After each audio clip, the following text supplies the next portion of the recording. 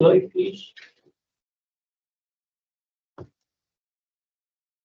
Elijah, thank you. Good morning, members, officers, and viewers. Thank you for attending this morning. The scrutiny meeting is being conducted on a hybrid basis in accordance with the Local Government and Elections Wales Act 2021, which will operate alongside the Council Standing Orders. The Council Standing Orders and Code of Conduct will apply at all times, and members should conduct themselves accordingly. The recorded version of this meeting will be uploaded for public viewing as soon as possible, whilst translations of the proceedings can be provided on request. The image and sound recorded will be used for training purposes within the council. Right. Do we have any apologies? Please, Samantha. Yes, with apologies from Faces Davis and Cox, Chair. Okay, thank you. Are there any declarations of interest? Thank you. The minutes of previous meeting, pages 3 and 4, with your permission, we'll deal with the minutes for accuracy, and the points arising we're taking the scrutiny officer's reports at the end of the meeting. That's acceptable. For accuracy, please. Sorry, Chair. I appreciate just the one accuracy the matters arising, not the general points, but I'd like to raise the matter arising this meeting of June. Not accuracy, but Yeah. So the agreement for accuracy. Okay. All in favour? Yeah. Thank you. I'll take points arising then, please, Councillor Evans. Thank you, Chair. No, it was just that we raised this issue on the 12th and 26th of June about Lles, and how they don't have a bilingual name. And our representative, Councillor Harris, said you chase them up and find out why we don't have an English word in any of the literature. We just have the Welsh language version. Yes, I made inquiries, and I'm still waiting for them to come back to me. Like I say, I'll be seeing them on Saturday, and I'll ask them there. Okay. Thank you, Councillor. So if we can move on, please, to the annual corporate plan self-assessment reports. And I've asked the councillors previously if they will try constrain their questions to the sections as we go through them, so we can try and move through as efficiently as possible. We've been asked to look and see what the progress is and whether there's sufficient information given to us so as we can assess this. So, Councillor Petrolia, are you going to say anything? My first opportunity, Chair. I don't want to talk too much. I just would say, you know, it's a refresh. It's not radically different. The core plan will be announced as a new administration in 2022. We've updated it, and obviously we've updated many areas where we are making progress and where we're not, and it's important to be clear about that. And you know, the world is changing so fast from 2022 to 2025. Even in that short period of time, the world is moving on very fast, and our corporate plan is trying to move with those times. Particularly, also we've changed leader in that time. So my views around data, particularly technology transformation, I'm really annoying about it, to be honest, Chair, because for me, the council has to start keeping up with that and that pace of change, and it's trying the corporate plan is trying to reflect that refresh, trying to reflect that shift. But as we all know, in 18 months there's a local election, so this will just see us to the 18-month period, and then a new administration will happen. Thank you. Mr. Wood, you're going to lead on this? Yes, thank you, Chair, if that's okay. So we take in obviously item 4, which is the annual assessment and the corporate plan refresh as one item. But if we start with the annual assessment first, which as many of us will be aware is enshrined in legislation as a requirement for local government. I'd like to start off, as you'd expect, by saying my take on this is that overall it's a very positive report in terms of outcomes over the last year, and which has far more successful outcomes and achievements than negatives and certainly our challenges, but we do acknowledge those challenges. I think for a lean organisation, our staffing levels, current levels of the population are the lowest in Wales. You know, we've met the budget challenges over the last 10, 15 years head on as an organisation to try and create sustainability. And so we do have the lowest staffing levels, and being the fastest growing city in Wales as the leader constantly reminds us all and the population would all. You know, I think we're doing incredibly well as a city council. However, we do acknowledge our most major challenges in terms of homelessness, demand, the level of demand and complexity facing us in terms of children's services and adult services, and also career placements and also additional learning needs in education services as well. And there are several work streams, really intensive work streams ongoing at the moment, which are obviously created through service plans and led by scrutiny committees. And we also receive regular updates from teams on a reporting basis, which are challenged as well. To try and end on a little bit of a positive, and I'm sure that members will obviously, you know, won't have questions to ask in terms of performance outcomes, etc. as you've had, Chair. I think just to highlight, in terms of the wellbeing objectives, just a couple of the highlights that I'd take on performance for last year. We completed St Andrews and diversity primary schools.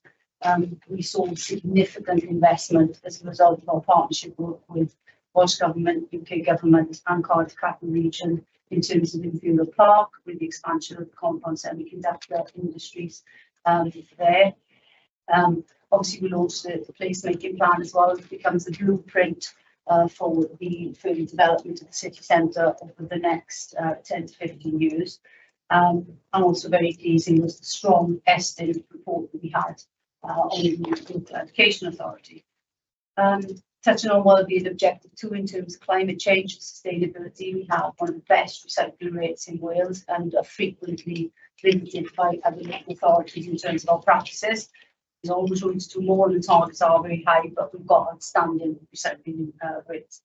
Climate change and EV charging, we are top in Wales again per head of the population, so we're doing extremely well. And our introduction of solar panels and facilities has also been remarkable throughout the last year, which I think is testament to the climate change team and their ability to also attract funding sources for that. And of course, everybody has been, you know, really, really positive about the opening of Diweddariad, splash pad of Strategol Park, and we mentioned that in Cabinet yesterday. In terms of social care, which is our wellbeing objective 3, again, we've had positive inspections in terms of youth justice service, youth service and our adult services, which is really pleasing. We do have, despite the complexity, as I said, and quantum of demand, we do have reduced numbers in looked after children. And our multi-service collaboration, both internally and with outside agencies on children's service issues, is starting to really show some green shoots. Then on wellbeing objective 4, social value and procurement, so 7 million in 23-24. So, and again, that's not a figure we track out of the air. That is informed by a tool which many authorities and other agencies use. Certainly Reece and Tracy, who are sitting behind, have been working really hard in terms of development of our new property services vehicle. You know, and I'm pleased with progress. That's not been an easy journey. And I'd also like to thank scrutiny committees and members for their support in assisting of, you know, the team in terms of developing that, because there's been a lot of conversation to make sure that this new vehicle is right for Newport City Council. We do have an inclusive workforce, and we've got really strong staff networks who support us in developing policy, and we're going to look to do more with those staff networks this year to support them in helping us as well. I will end with mentioning the customer contact project, because I know it's a hot topic in everybody's minds. It is progressing, but as I've you know, rightly so, the leader and the opposition are watching with keen interest as to how that develops. It is a complex project. It had nothing like this in that detail has been undertaken probably in the last 15 years or more. So, you know, we are watching through services. because this time we have to get it right. And because of, Leader described it as being annoying, we see it as a appropriate challenge in terms of how we Should be annoying. how we take our customer service provision, how we make it more efficient, what, you know, just so that whatever we need to do, how do we make sure that it's fit for purpose, and the support that members have and the access to information that members have is also fit for purpose going forward. So I'll end there, Chair, and obviously we can open up the breakfast here as well to answer any detailed performance questions. Thank you very much. Right, can we have a look at things under objective 1, please? Economy, education and skills. Councillor Druitt?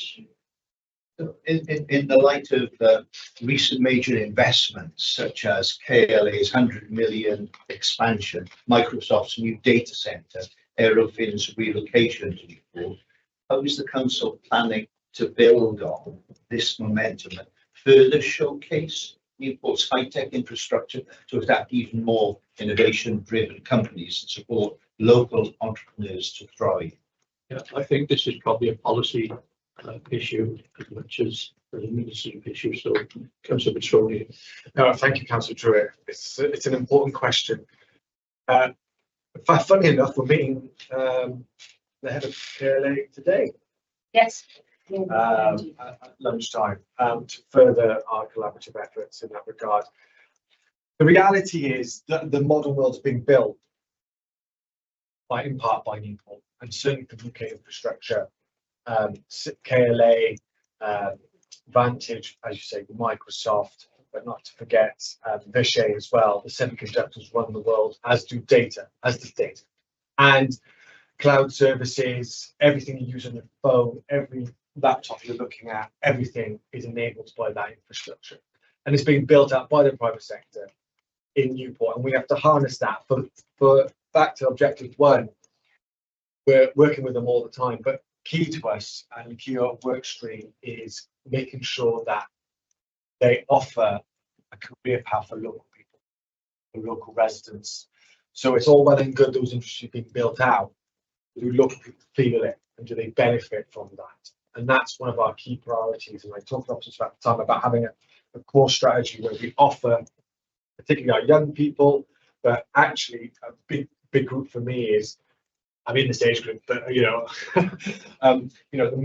middle-aged people who feel like the modern world left them behind and need to be upskilled, want to go into those industries, but need to be helped to be upskilled to enter those careers. Did you know how much the average wage is for a data centre site? £75,000. Well, the average wage is for a semiconductor plant wage, 50,000.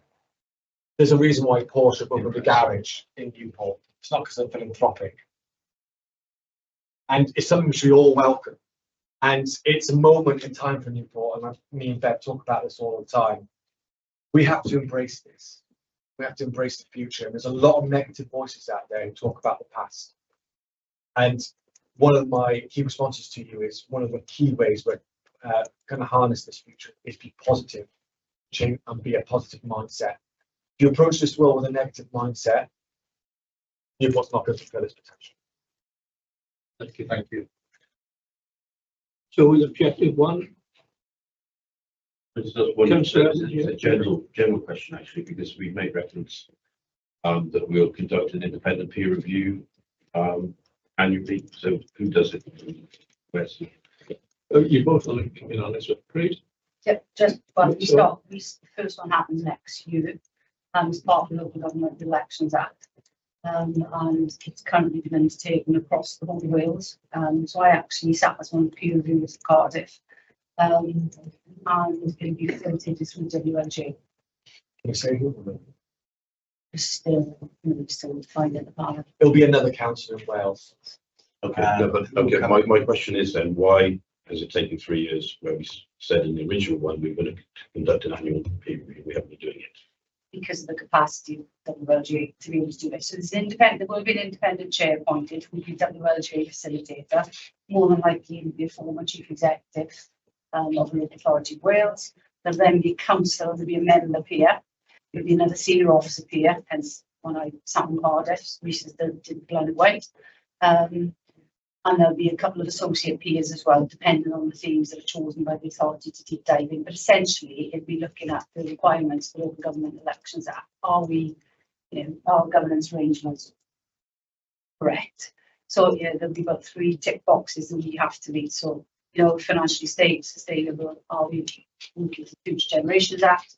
So the parameters are already set out for that particular review. It's just been, Councillor Evans, the time scales in terms of, I think they only started across Wales last year. No, I appreciate that, but I thought that, whether it's from councils or anybody, you're always very keen on getting independent advice for certain projects and things like that. It is the main council, it's the holy Bible, if you like, of the council's properties. And I guess I'm just surprised it hasn't been mentioned that we haven't done a review for the last 3 years. It's not within our powers to WLJ, but I share your frustration. We want that peer review. In fact, I really embrace peer review. Yeah.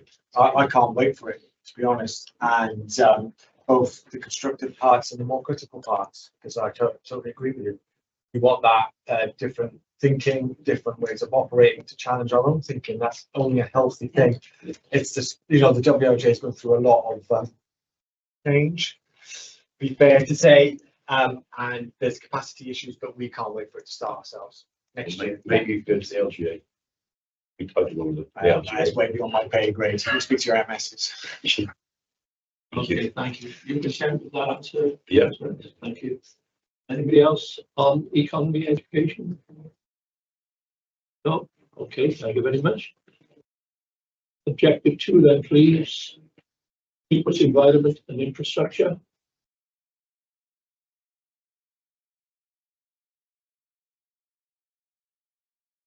Everyone content with that? Objective 3. Quality social care and community services. I think you indicated, Don, that one. I did, yes. Given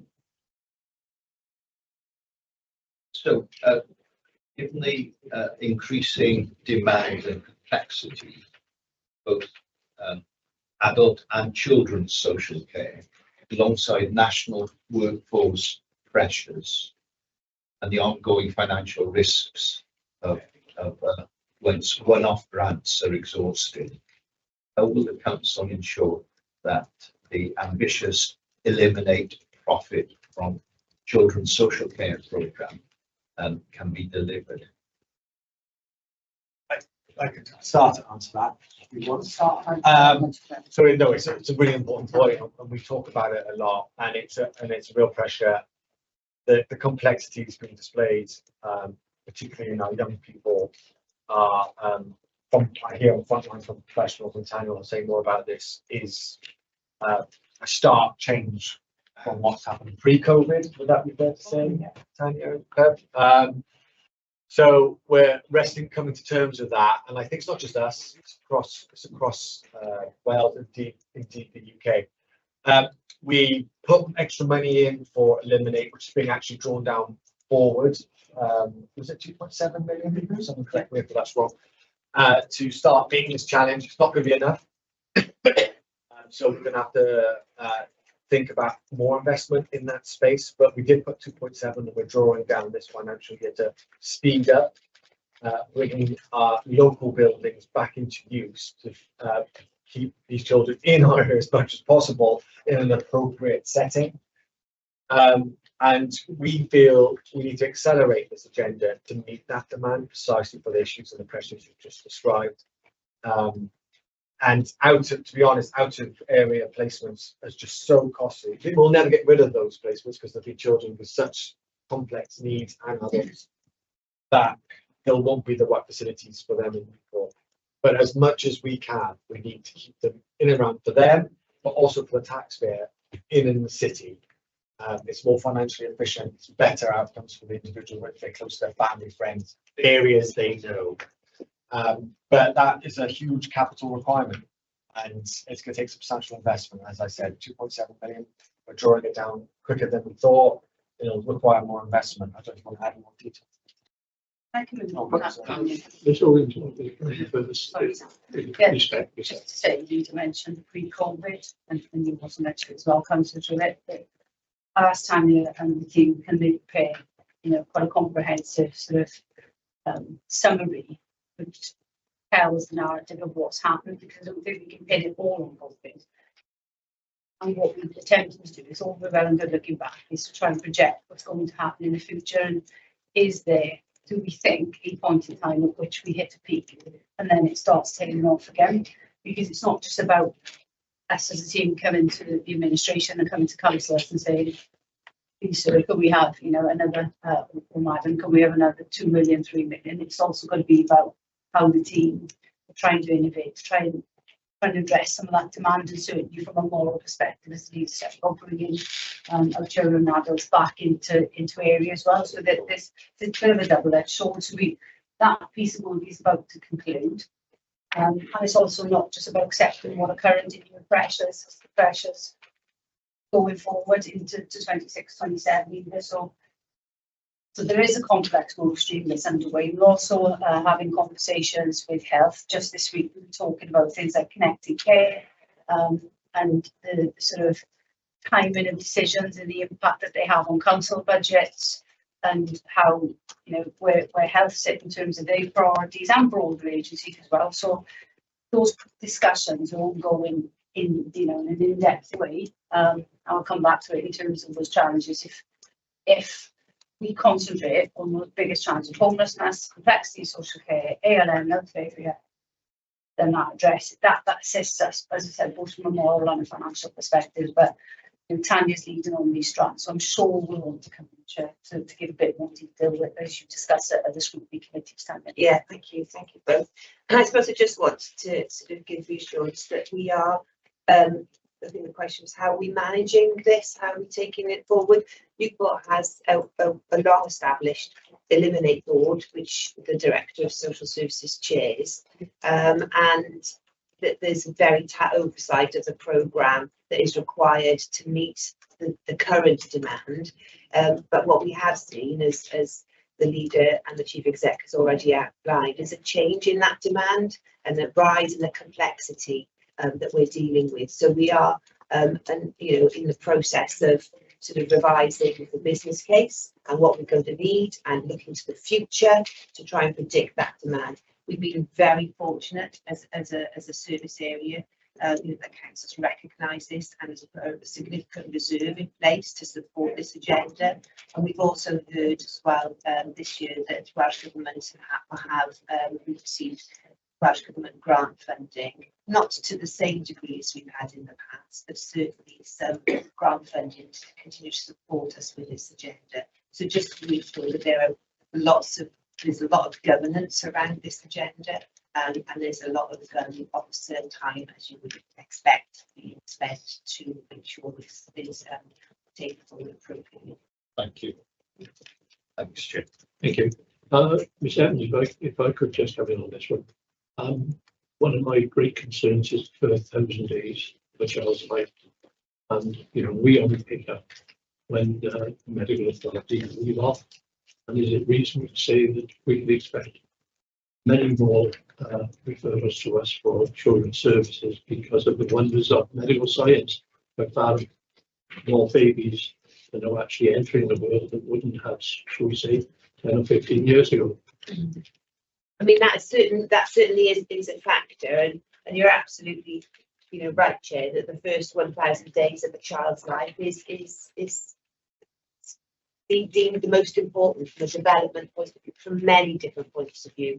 And what I can say is, as a local authority, we have our Flying Start programme, which is focused on specific areas across the city, and that programme will do a significant amount of good to ensure that the first 1,000 days for the children of Newport are, that they receive the best services possible. It's not across the whole of the city. It is in, certain areas. These are our sort of most more deprived areas, the full programme of Flying Start in our more deprived areas, but it will go some way to, you know, to support that cohort of children that you're referring to. Thank you very much. Anyone else? Councillor Evans. Yeah, thank you. I mean, first of all, there are lots of admirable aims and objectives to this report. 18 months to go. Personally, I'd like to see priorities within the priorities, because we've got limited finances. So in other words, my priority would be city centre should be far higher priority than increasing the number of large speakers, spending a lot of money on time and things like that. Okay, that's controversial, but that's a personal view. Another one is just sort of giving an example of a target which I think is woefully inadequate and lacks ambition.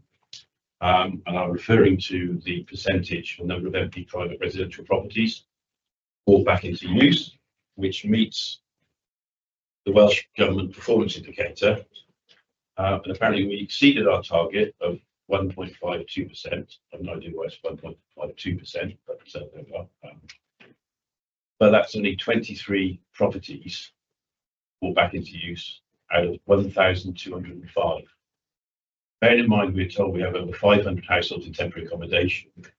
This has got to be scandalous from a moral perspective and also economically nonsensical. So why aren't we putting the money into these empty properties to bring them up rather than spending money on people in inadequate housing? I can, Yes. some of them, and forgive me because there was 2 or 3 questions in there. Let's start with the housing one. You say private. So you're asking for the state to go in and buy those houses? Well, yeah, yeah, absolutely. So we wouldn't go in to buy houses, private houses, particularly in real disrepair. That would not be the most efficient way of taxpayers' money. I'm sure private landlords would love the taxpayer to subsidise and purchase those homes. Do we need to We have done it in the more incentivise? Well, that's the past. Do we need to do more to incentivise private owners to utilise that home and use more of their private money? Yes, we could look at enhancing that. But the truth is, even if we achieve that, you say 1,250 properties there or circa something like that, that's out there in Newport. That wouldn't Empty properties. that wouldn't be empty, but they're not. We don't know what the state of repair is, and usually they're in full repair. Is the reality is we have to build more. That is the ultimate answer to the population boom in Newport. In terms of your question around priorities, So just on that point, planning contributions, you can easily get developer rather than have build new houses on the site to renovate some of these houses. And Swansea Council, I think, have got great examples where they've used local labour forces to get involved in these projects. You know, they bring down areas, an empty property in the middle of a street brings down an area, get that back into use, does repurpose it, whatever you need to do, and then have somebody living in that house rather than in bed and breakfast accommodation in the city. You know, it's a no-brainer to me, and I think. So, just to be clear, Sorry, that's a positive. you're going across a lot of areas, and I think Swansea got a different housing structure to They all know. housing, and the idea that we could get some of our partner organisations, we put city homes or heading we call these days, to do something on those lines. It'd be great.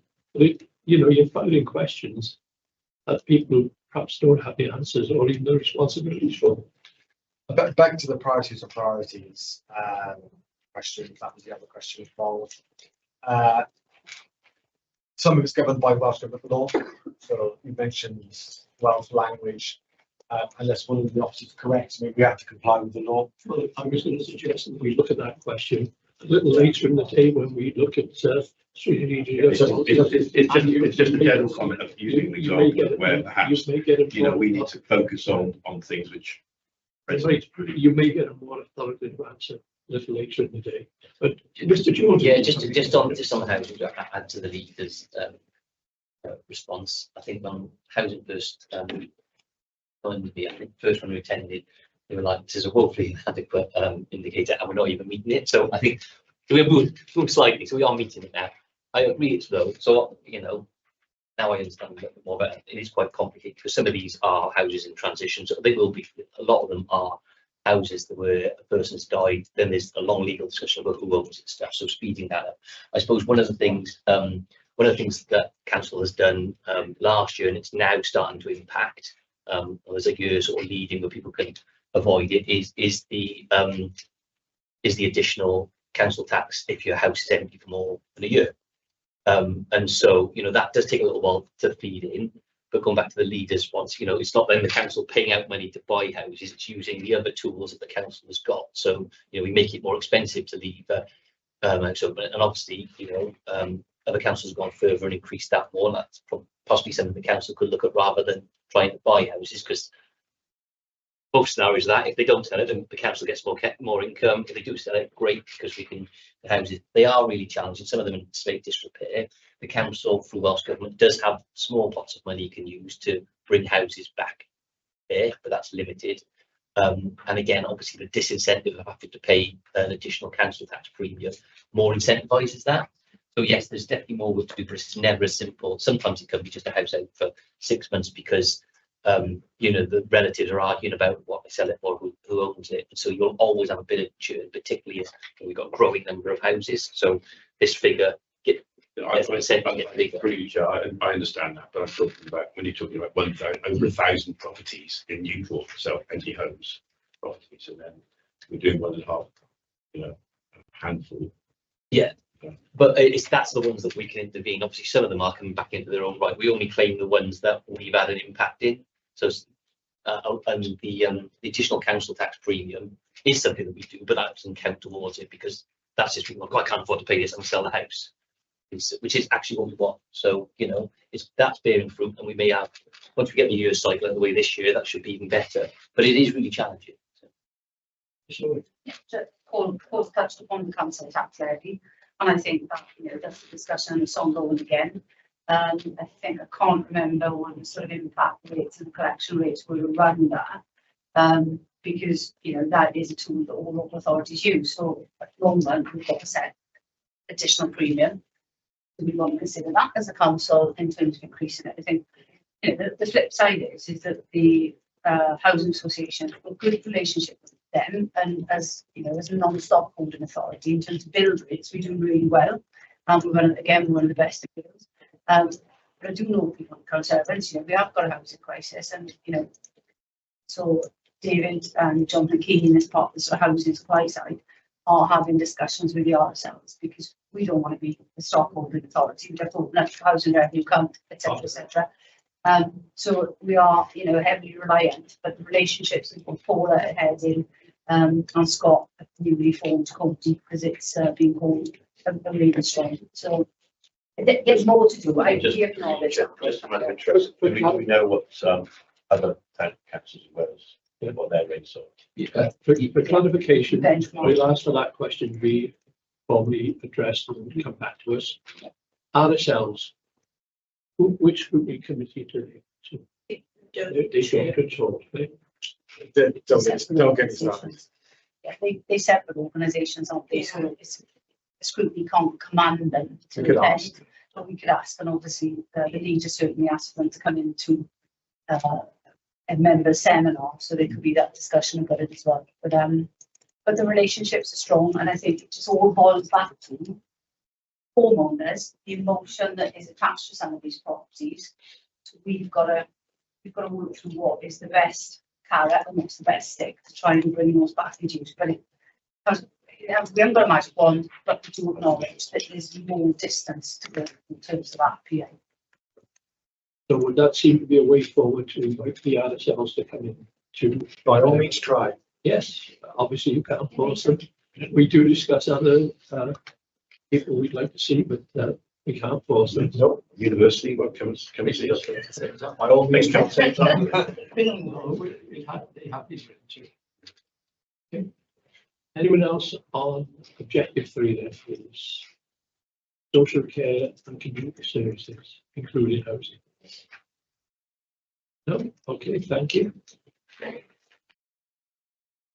Right, objective 4 then, please. An inclusive, fair and sustainable council. And again, this will come again into the next report we're going to receive. If you have any questions. Nobody? Okay, thank you very much. I could finally ask you to look at the self-assessment pages, and they start on page 25 by the look of it.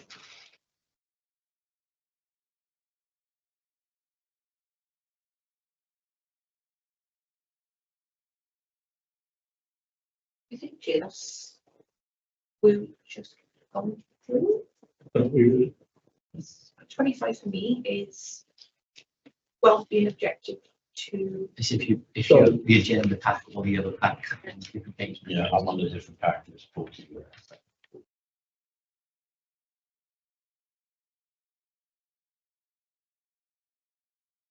On the actions share, then Yeah. I'm with you. But at the moment, we're looking at an inclusive and greener city. No? Vehemently. Yeah.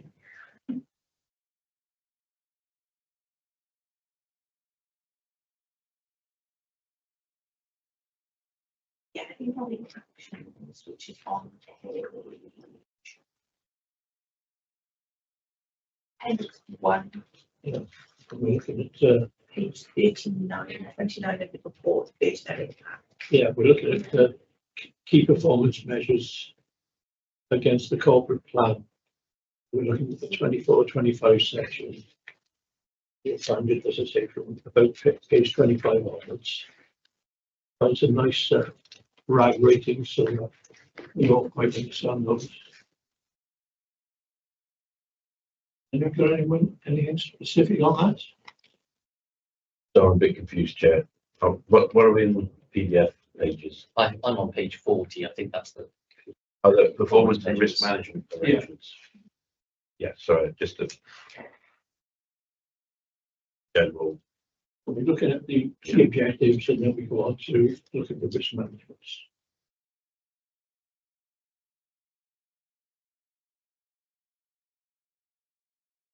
Just a general point about met, you know, this why they haven't.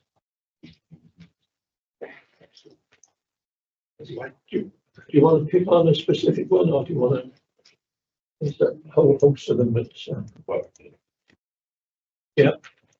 Mr. Cole, So yeah, so just so we can put that, just to say, obviously, all of these performance measures are in the service plans that have gone through the various scrutiny committees. So they are notes associated with that. I think we're probably going to look at tracing a bit of formatting on that to include some commentary. So you haven't not had to look at two different documents. or if it's not relevant for us, just remove it from our.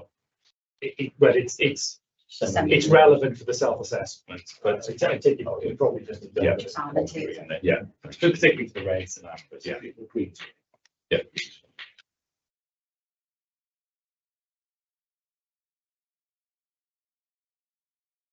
no, you're content then?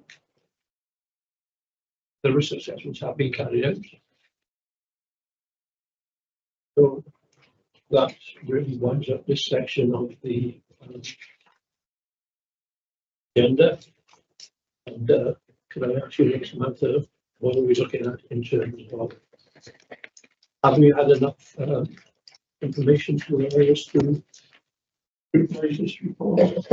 Chair, before you go on to that, could I just pick up the point Constable phrase at the beginning about the peer review? Yeah. Look at the word that what that is referencing is the peer review we're undertaking as a result of what the Elections Act, which is on an election cycle. The way it's worded sounds like we're trying to do it every year. It's not. It should be once within an electoral cycle. So we look at the original.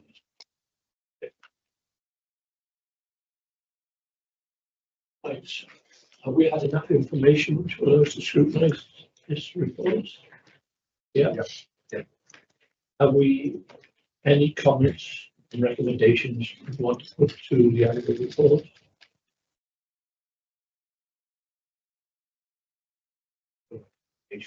No.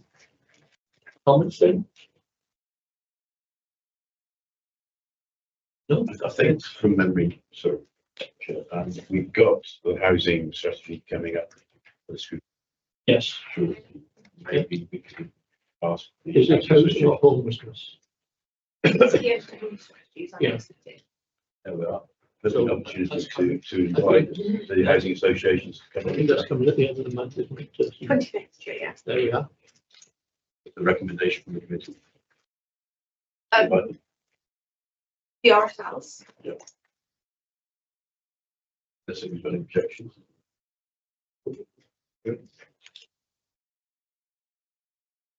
Unless it's clear, you want the ourselves to be invited. I think it would be an ideal opportunity for them to come along and any other organisations who might be able to help. When we So who's, right, okay, who's going to action that request then? If it's an invite from the committee services, but also they'll be followed up with it. As long as we're clear. Yeah, well, we can, if you can liaise with David Watson, about the formal rules. If it's, would you say it's 25th September? Yeah. My guess is the chief execs themselves will probably want to attend, or at least the senior director, so whether or not the timing will be right, but we can action the invitation. I can't preempt, but you know, the way that we work in partnership, I would have thought the invitation would be to Gloucestershire. And if they use a short time scale, we can be flexible and we can be in a regional meeting. Great. I was going to say, Chair. Chair, it's quite odd. We've got two meetings very close together, and I'm sure we could accommodate them if they need a bit more time to, because we haven't got a meeting diary for October, have we? I don't think. So we can be flexible. Great. That concludes that report. Thank you very much for your attention. Thank you, Chair. Thank you. We do the second part. Yeah, we get different set of officers. No. I think it's everything would be updated. Updated. Right, okay. It's a So the separate update, report. the updates to the Section 2, Chair. Page 57 of the packet. updates, minor revisions as I described them to the plan.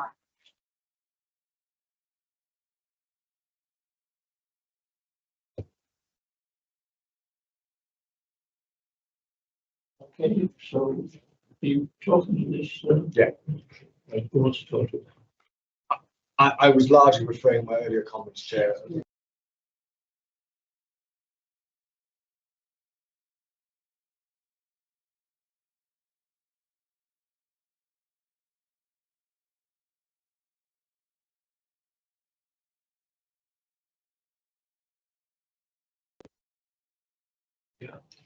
There are no other themes that have emerged. Morning, Councillor Atkinson. Is there something you particularly wanted to? Yes, please, Chair. So I was just had a flash about council leader resigns. They leader resigns. I was looking across the table, but it's leader was just fine. Oh, the council. Yeah, I know. Yeah. Sorry about that. I was going to say, resign, brilliant, I'm off. Yeah, I was going to say actually. Yeah. Section 2 says our commitments remain steadfast to be evidence-led, to listen to our residents and deliver tangible improvements that make a real difference in people's lives. So this plan addresses key challenges facing residents and businesses, focusing on prevention and long-term support for the city, which is great. So in the last 3 years of corporate plan, we've delivered key services and projects, and it including, and then it mentions became an age-friendly city, including membership of the World Health Organization. I'm just wondering, as an example of, is this a key project, and what have we actually done, and how have residents benefited from this?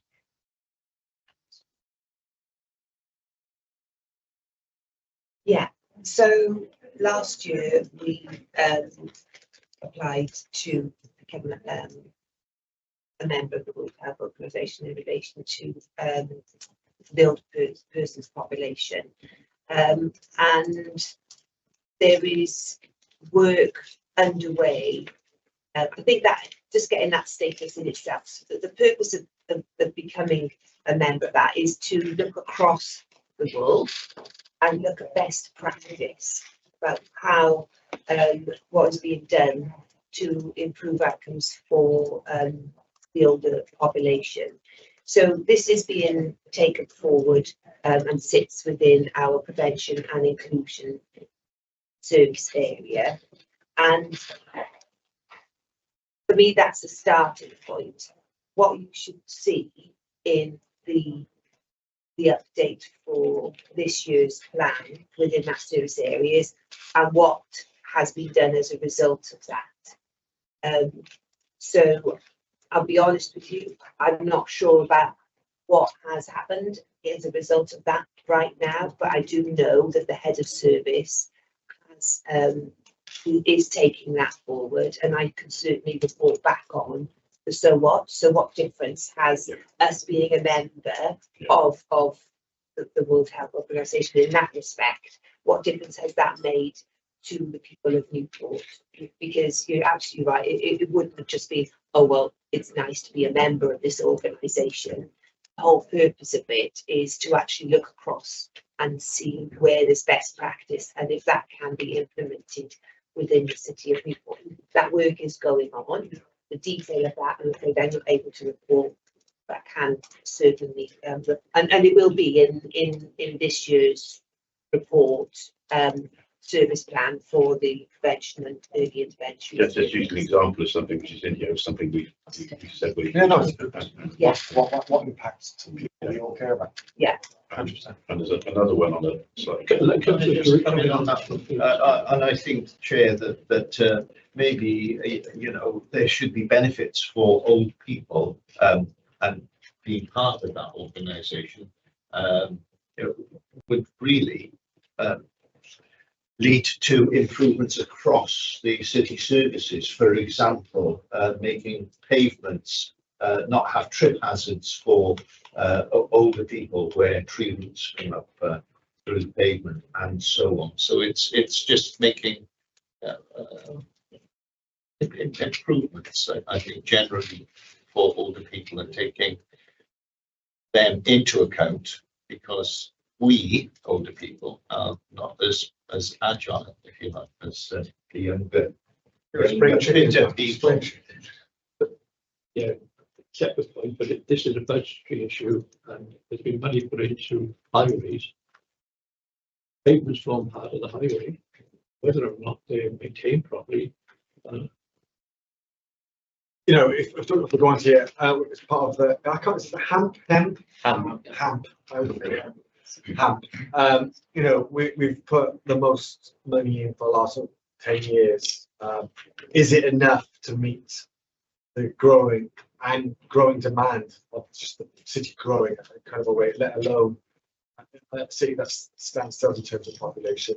No. And the HAMP recognises the scale of the challenge in there. Paul, remind me, is it over 100 million? There's 119 million pounds of things that effectively need fixing. So even at 6 million, which is great, you can see. But obviously, it's your recommendation that we get a bit of money from social services to help with the footways. I'll be on to Tanya later. I'm not sure there's any money in that. But to take your point, it looks like it's separate for age-friendly cities, say investing in road infrastructure and pavements, but actually they're linked, aren't they? We take your point in that, and the more we can invest in infrastructure, which I think, the more we can invest in Excuse me, can I interrupt for a second? Councillor Linton, can you stop sharing your screen, please?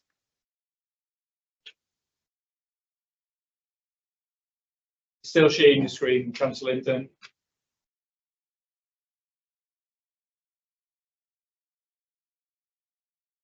Thank you. Those things are linked.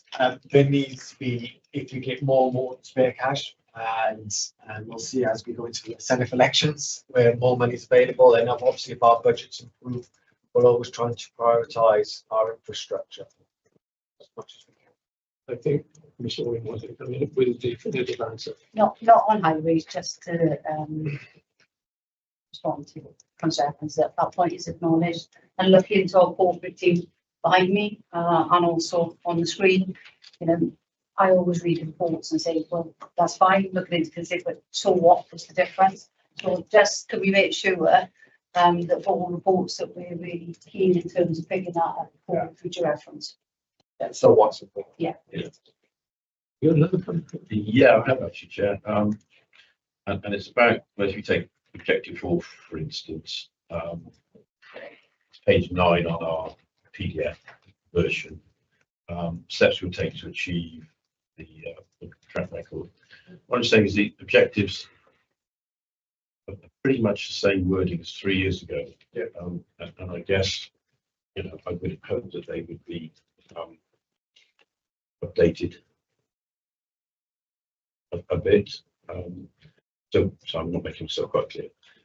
If you look at some of the objectives, so we just listed the steps we're going to take to achieve this, which are the same as the original plan. What we're not seeing is how we've done this. So, for instance, objective 5 was to promote and improve the way in which residents and businesses can interact with the council's democratic process and decision making. So, while we've got this on here, what steps have we actually taken to interact with businesses in the council's democratic and decision making process? Yeah. And that's where I'd like to see what we've done or tried to do. Yeah, so I can provide some commentary if you want, wish, Chair.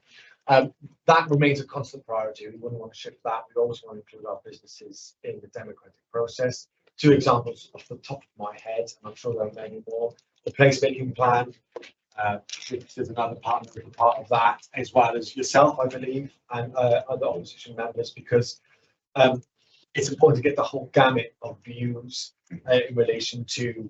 I think bid on there, somebody correct me if I'm wrong on that, bid represent many businesses in the city centre particularly, as well as other key stakeholders of businesses outside of the city centre. The other one is I visited bid, and I think Councillor James Clark visits every meeting they have. I don't know how frequently they are, but so those 2 ones, and we always engage with them about what they're trying to do, what they want to see, taking hard-hitting questions around that as well, and that's part of the democratic process. You know, they always invite us, and we attend, and we're held to account by those individual business owners. Yeah, which is good. Maybe we should be changing wording because it says and decision making, council democratic process of decision making. Those are where businesses aren't actually involved in the decision making process.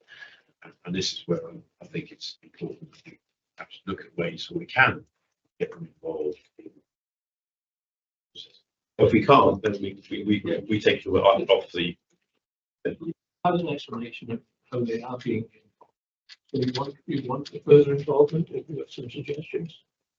I suppose what it's trying to summarise, Councillor Evans, is it's about our consultation processes. So Yeah. as certain decisions taken, whether it's in relation to the placemaking plan, the budget settings, etc., there is a consultation. There's stakeholders we consult through a variety of fora.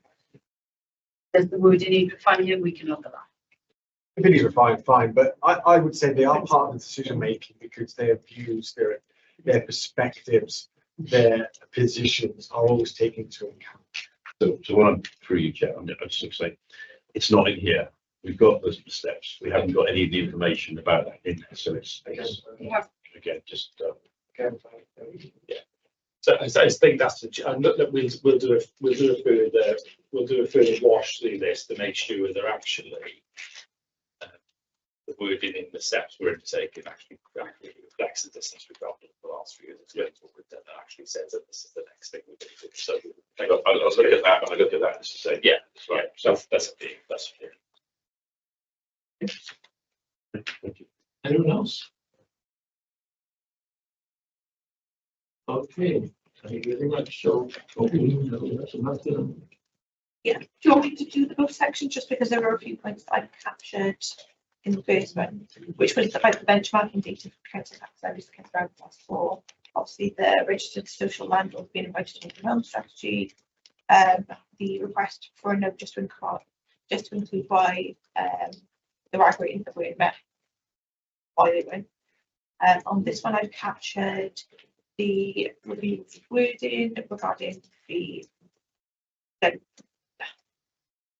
decision making process be reviewed. Is there anything else members want me to add?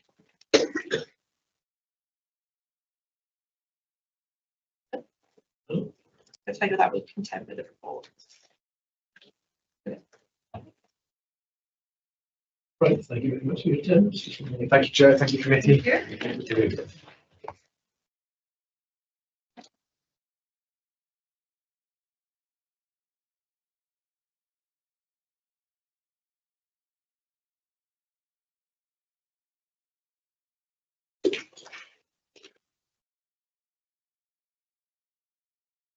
Please, thank you. Would you like to come down?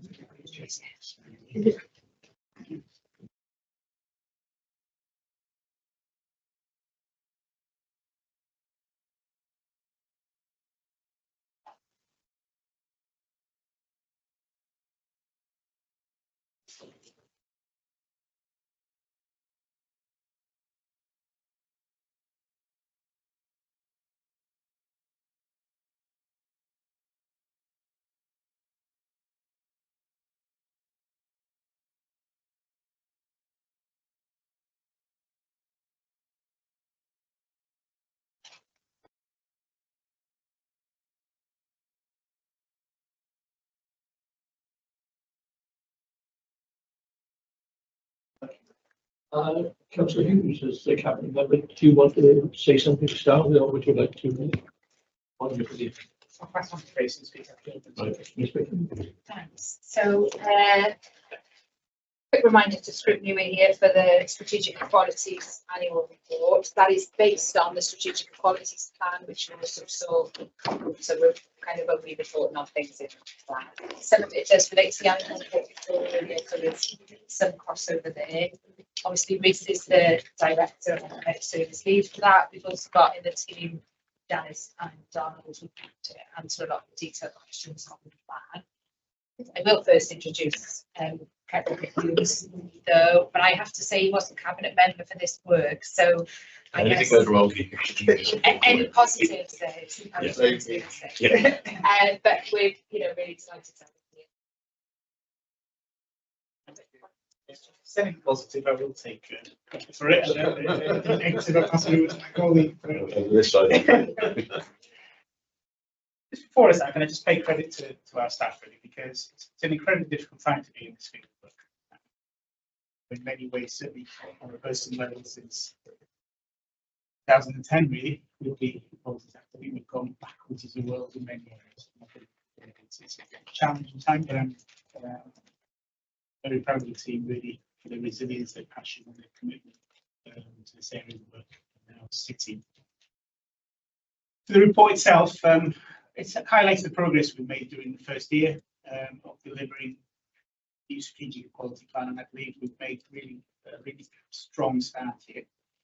I'll pay credit to my colleague opposite for the efforts that they put in throughout that period. Our new equality objectives have supported us to introduce meaningful changes, strengthen our internal culture, and improving how we deliver services in our communities. So we're recognising that there's still a lot more to do in the city, but we remain committed to tackling the inequalities that do exist. The feedback we've received from staff, residents and community partners has shaped our direction and helped us respond to the challenges facing our communities, including the rising cost of living, which will be further addressed through the delivery of our new anti-poverty strategy. I'm confident that the foundations are laid in this first year will support our long-term vision for a fairer and more equal Newport. I get a new waith to wneud, ond rydym yn trywydd iawn. We've got work to do, but we're right on that. Thank you. Thank you. With your permission, could we deal with that legacy question from the last report?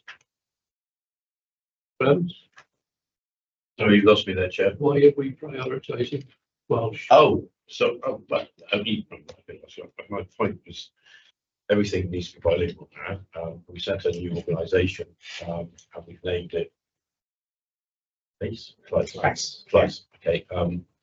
So why haven't we got an English equivalent of it? And just I know Janice has followed that, not as Janice's fault as such, but No. I know Janice has a bit more detail. We just didn't want to interject earlier. Jan? Yeah. I'm sorry, I didn't think that was quite the point you were making in the last report. You were asking why Welsh would be prioritised and funded. No. So that was a general point about whether when you've got a limited budget, it's about what you should prioritise within the priorities. So that was using an example. Which, should I just pick that? I think the precise one, Councillor Harris has said to pick that. They get a response to the committee, so I think we'll give that. And if Janice can speak to Councillor Harris to help with that response, we can go outside it. I think, you know, from so I get the point in the previous one was we've got 2 years left of the plan, got the budget. What are the priorities within the priorities? And well, plan which was just used as an example. So that nothing sinister or anything like that. But I would say, and I've heard this from other people, that when they change the name, when you put Women's Aid to again, it's a point of. It might be about this thing, but people used to know what Women's Aid was. Various other things. So a generic question is, why are we suddenly changing things that people know about from that you can say keep up? I suppose more generally on the point around Welsh language, it's one of our many statutory responsibilities. So there's specific legislation in place that dictates what we do. You know, and you know, we have a series of standards in place that we have to meet. So actually, things that we produce or undertake bilingually. And also we've got a responsibility around promotion of the language. So we've got that. And I'd also say, and it also fits in with the cultural strategy with the authority, you know, the heritage of Nicol, the theatre and its history. Well, broadly on names, Councillor Evans, whilst there's a requirement to have bilingual names. So if you've got a name in English, it has to be in Welsh. Actually, there's a really pragmatic approach. We're going to take it in various ways across Wales. Things are just being given a Welsh name. Because actually, when you start looking at things being printed, etc., I take your point about recognition.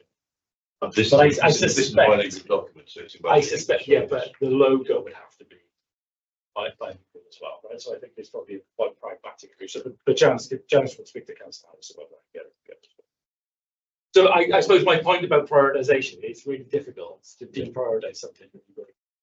No, I completely understand that, but it's something that the Old People Forum have also raised. So you can use forum if you want to, Councillor Evans, because that's Latin, so you can get away with that one without having to translate. I don't know what the Welsh is for forum, but I'm sure Councillor Hughes will tell me. Yes. It's the same. Okay, anyway, right. We've squared at that point, so, right. Do you want us to just set out the main? Yes, please. Yeah, so as we said, so this is a requirement under the Equality Act for us to produce and publish the annual report, which outlines the progress we've made against the set of equality objectives in the plan.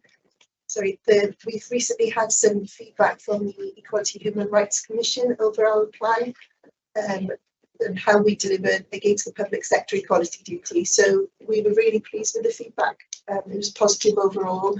There were a couple of recommendations received to strengthen the quality of our plan, the delivery of the plan. So we've addressed these through some of the annual reports, and also we'll be making some minor adjustments to the plan ready for Cabinet and Council. So the annual report should be on pages 69 to 114 of your pack. It sets out a summary of the key achievements against those objectives and our outcomes. Just to be helpful, there's a summary table on pages 74 to 75, and then we go into more detail further down. The workforce data is included in the appendix. That's one of the requirements of the Equality Act, so that's included as well. And just before I pass over to Donald, I just wanted to reiterate my thanks to Councillor Jewett for last year and the support that you provide, and to Councillor Hughes as well for taking on the portfolio and the support you've provided to date, and also to members of our kind of strategic equalities group who really support us to kind of overcome any barriers and kind of complete the objectives that we left it. So the 6 equality objectives identified within this plan are leadership, governance and involvement, customer service, digital inclusion and access, representative workforce, community cohesion, equity in education, and equitable service delivery. So these objectives have guided our work over the past year, and as mentioned, the summary of achievement table highlights the progress made under each objective, including achieving white ribbon accreditation, demonstrating our commitment to ending violence against women and girls, reviewing and developing key strategies and policies, including the cultural strategy, accessibility strategy for schools, anti-poverty strategy, and reviewing our wellness at work policy. Reporting the lowest gender pay gap among Welsh local authorities, outperforming both Welsh and UK averages. Funding community groups through the Shared Prosperity Fund and Community Cohesion Grants. Receiving external recognition from Audit Wales and Eston for our strategic approach to supporting vulnerable learners and those impacted by poverty, and our work in partnership with Newport Live to become the first local authority area in Wales to achieve InSport Gold accreditation from Disability Sports Wales. So further detail under each objective can be found in the full report on pages 78 to 98 of the pack, with our forward plan for 2025-26 on page 99 of the pack. So I now invite members. To ask any questions and to agree to the report to be presented to Cabinet and Council for further discussion ahead of adoption and publication in line with our statutory timelines. Okay. Thanks. As you already told, the summary of key objectives 24-25. I think that's a good place to start. We can of course ask questions again. If you look at that one and say are there any things you'd like to highlight as good, or indeed if there are any omissions there, which you include. Mr. Druid. Chair, can I ask about city of sanctuary? How important that is. Before I do that, Chair, I need to declare an interest in that. I host an asylum seeking family. But my question is, as Newport continues on its journey on city of sanctuary, what specific plans are in place to strengthen long-term support for asylum seekers, refugees, and accompanied asylum-seeking children, particularly around housing, access to services, and community integration, so that they not only can settle, but also thrive as part of Newport community? Mr. Crawley, is some of this a little bit above our pay grade? I'll start with the most interesting. So obviously, I think more broadly, what I would say is, Newport is, and Newport was housed, a diverse multicultural city, and that needs to be ended and celebrated. And we, despite what happens elsewhere in the world, we maintain, what people of Newport maintain, very cohesive and integrated communities as a result of that. So our focus, I think, is more on fostering and supporting that, and ensuring that we support those communities, their access to services and the celebration of their culture. I think there's broader issues, and I'll be careful with my words because it is an incredibly emotive subject that's become more emotive. More emotive of late. Matters of asylum are outside of the jurisdiction of Newport City Council and Welsh governments. It's not a developed area, and whilst Newport historically was an asylum dispersal area, and we have fallen into a full asylum dispersal across the UK, Newport's role in that has changed somewhat, although we are still an area with a proportionate settled into it. So I think probably Donald and Janice might want to talk about some specific things we do around integration and also community activities. But I think, you know, aside as a topic, it's probably something we need to we mentioned being about upgrade. Maybe it's, you know, it's not a resolved matter. It's the local authority involved with that.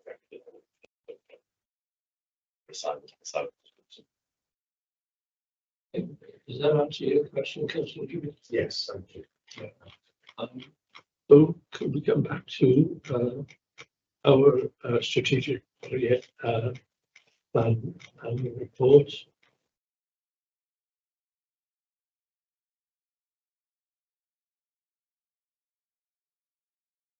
Waiting for them to go first, Chair. Don't appear to want to go first. Concerns? Just a couple of points. Generally, I think the plan is well set out. I think, with the exception of the ending, which has got a lot of figures and which I don't think we actually need. We only need if there's anything within those figures which is unusual. And if somebody wants to have a link to it, fine, but have 0.8% population being X, Y, Z, or whatever. So unless there's anything, any reason within that, we don't, I think, need this for our forward.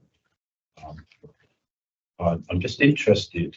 I went to mainly recently for a new training centre for victims of domestic abuse, and they seem to be telling me that it was on the increase. I'm just wondering why it's on the increase and what we doing to try and, if that's true. I'll start, Janice. You might want that if that's okay. Of course, yeah. I think the first thing I'd say is that might be a matter for other people, as we do know bits about it. I'm going to say this as somebody that did voucher SB training yesterday as well. I think that is a white ribbon ambassador. I think there's probably a question mark in there, Councillor, about whether domestic abuse is increasing or whether the reporting of it is increasing because of, you know, Wales was the first nation in the world to have a specific. As I always ask with these, if you don't have the answer, please don't try and make it up. And I'm not suggesting you are making it up, but please don't try and make it up. If you don't know the answer, unless you come back to us. I'm very comfortable with what I'm saying, Chief. Thank you. Okay. So basically, I think there's a question mark in there, Councillor. The policy in Wales has been in place since 2015. It's the first nation in the world to have a specific legislation. There's a lot of awareness raising, a lot of agencies that our staff is mandatory. I appreciate that, but it horrified me to find out still. And you know, we have been talking about raising the profile for many years, and the police and fire. So I am concerned that if it's going up to the thought that for many years this message to people help everything's like that. So it is a concern, and I guess we were talking about this. Well, I think it is perhaps because it's. I think so too. What would probably be best, but that's okay, in making the recommendation from the committee. So it's a regional violence against women, domestic abuse, sexual violence service, which manages. We could ask for an update from them. They report into the partnerships committee every year as well. So if there's anything specific with yeah, I mean, we mentioned what route interpretation. Anyway, coming back to the report, I don't think that's contained within the report. Well, we make reference, if we do actually, we make reference to the fact we just achieved what route interpretation. Yeah, that's part of the, yeah. Councillor Joy. On another point,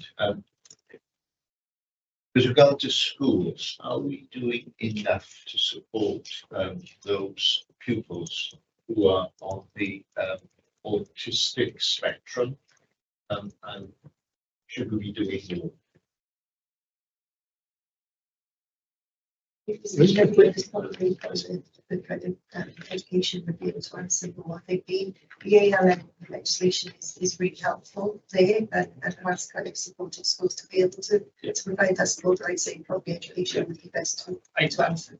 I think, Jay, the committee might want to make a recommendation to give the scrutiny committee to make that when education services today, because it's a nice and big response. Can I just say as well, in reply to that, I think you look at the, especially the neurodiversity now that I refer back to Councillor Lacey's cabinet statement in the last cabinet, where she recognised a lot of the issues that are going on and committed the council strongly to advancing that field in particular. So and it was a very powerful, as you remember being there, it was a very powerful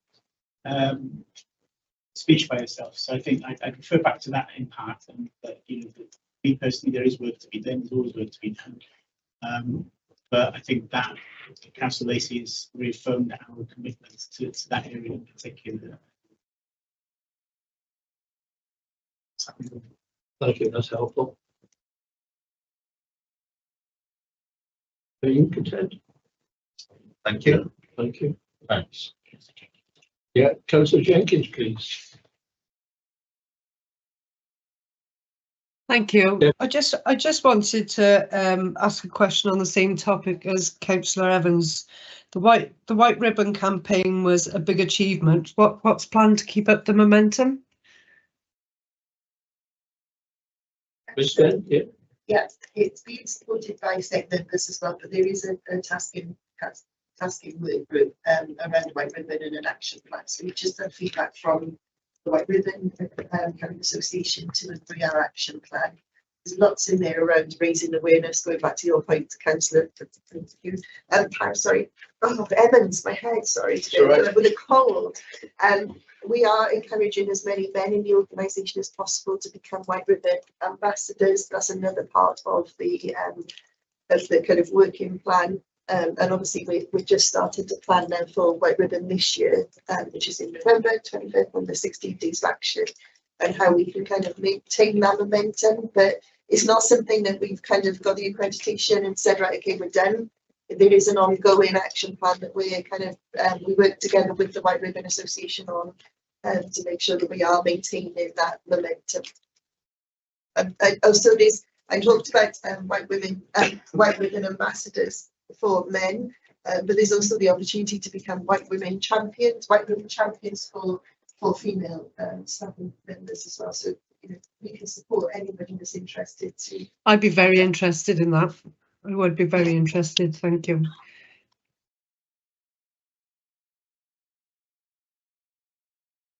Councillor Evans. Yeah, thank you. Objective 2 about improving customer services. Talk about how we launched the customer contact improvement project to improve accessibility and consistency.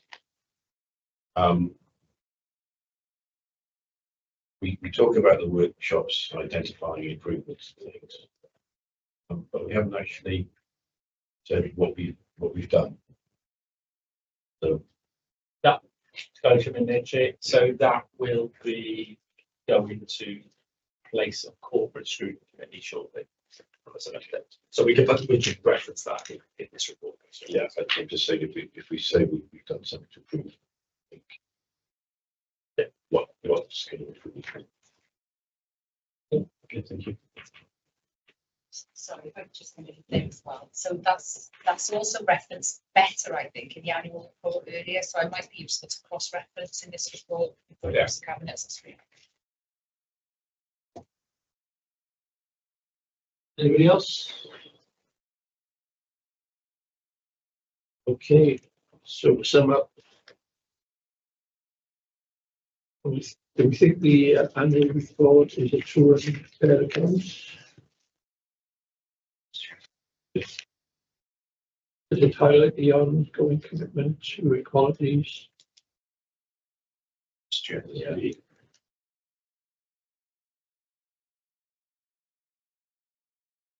And does it look at appropriate areas of development?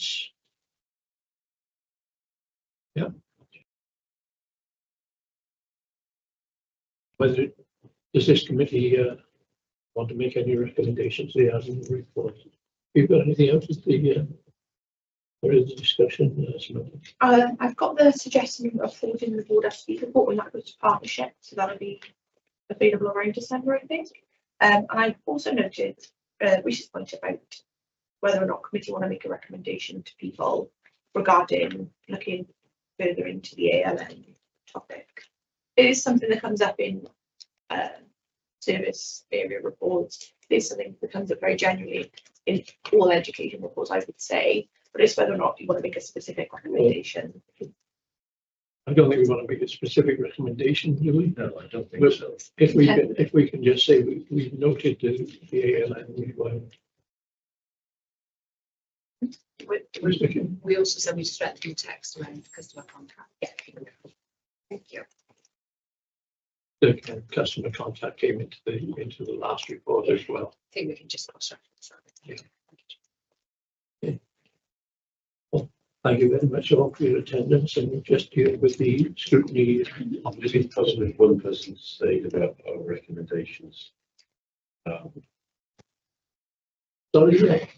So we're going to talk about why we make recommendations to report like the community parenting strategy, and why those recommendations are not done until after it's gone to cabinet and gone before them. So Yeah, I'll Thanks very much.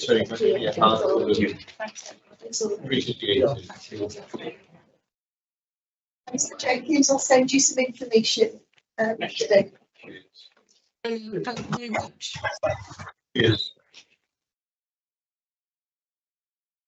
The advisory report, then, please. Yeah, we can start here. Looking at the action on first, the majority of those are complete, it's still ongoing, so there's no worries. The ones that are ongoing are long term actions, so nothing to concern about there. As we've already talked about with the board work programme, our next meeting is on the 25th of September, the empty home strategy. I will link in the date or invite the RSLs.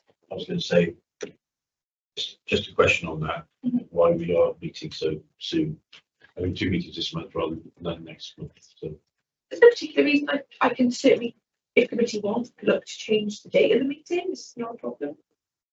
No, Well, you might need to, well, in any well, case. let's not cross that bridge until we get to it. Yeah. I'm conscious that, the office has put a lot of work into meeting these deadlines. For us just to arbitrarily change them, it's not really fair. I'm going to give them a false sense of security in the future.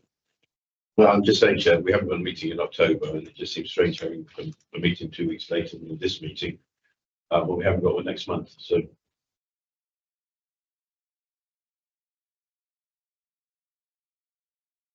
But we don't, you haven't had pension in the budget.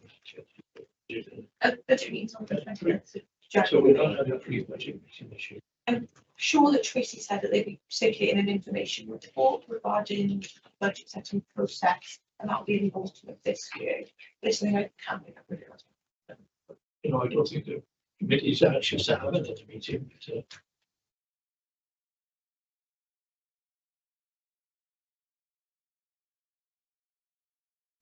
Happy for me to carry on, Chair? yes, please. And then finally on the outcomes, we can see they've all mostly filled in. There's one that's outstanding that I can check, that's not a problem.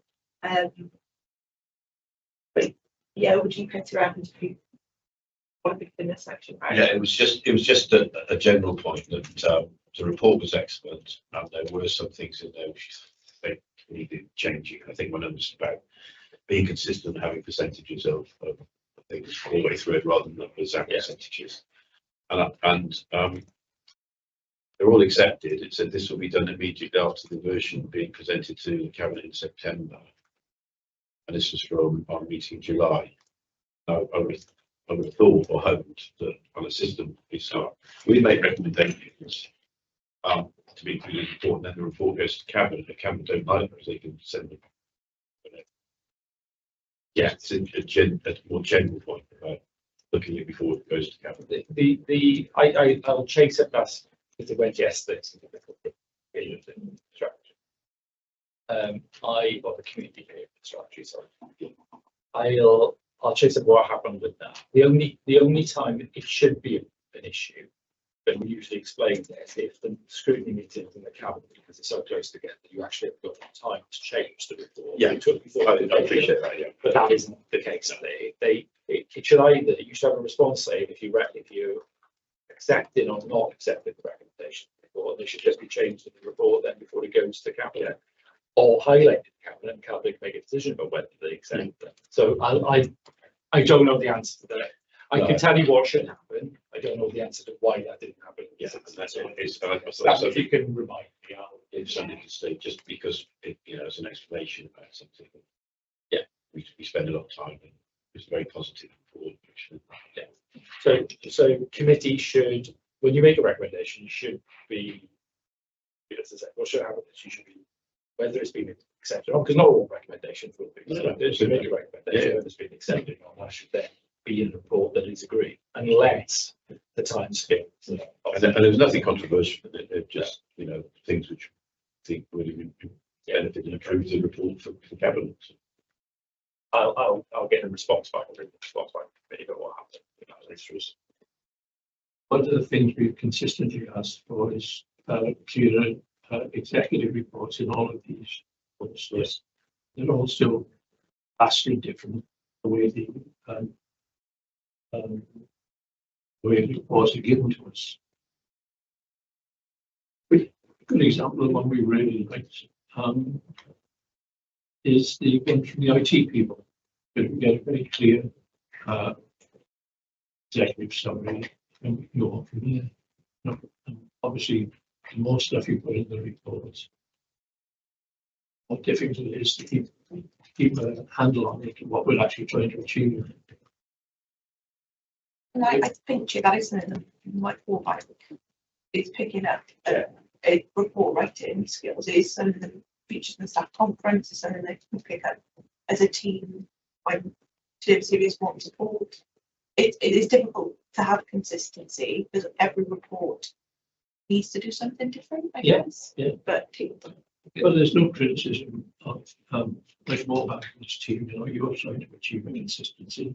It's the other chief officers who are going off in different directions. It's a really good point. It is certainly something that we picked up with officers. I think as an action, Sam, if we ever we pick that up with Leanne, the first instance.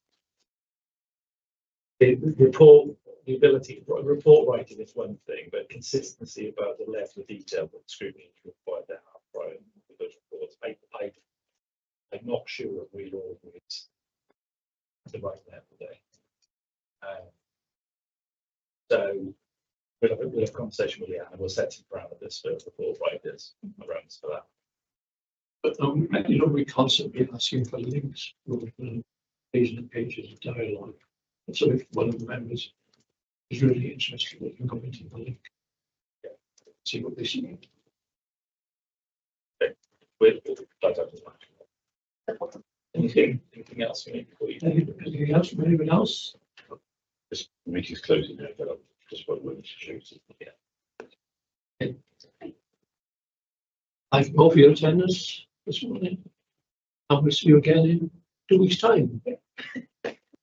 Or maybe